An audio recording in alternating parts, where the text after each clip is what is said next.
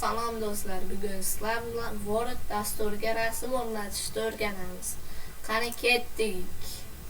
Uning uchun Google'ga kirib, xohlagan narsamizni rasmlarini qidiramiz va bu yerdan mishkaning o'ng tomonini ezamiz va kopirovat kartinku degan joyni ezamiz. Shundan so'ng chiqib turib Word dasturiga kiramiz va Word dasturida ham mishkaning o'ng tomonini ezib,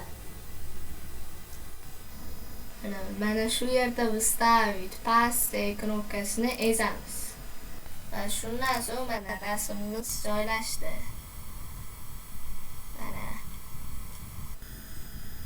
Va bundan so'ng Paint ilovasida rasm chizib turib, masalan, mana. Yana bir narsa.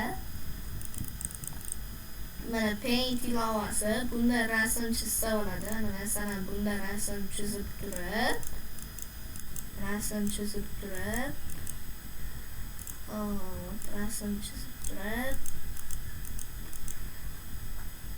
va buni ham akalar mana shunday qilib turib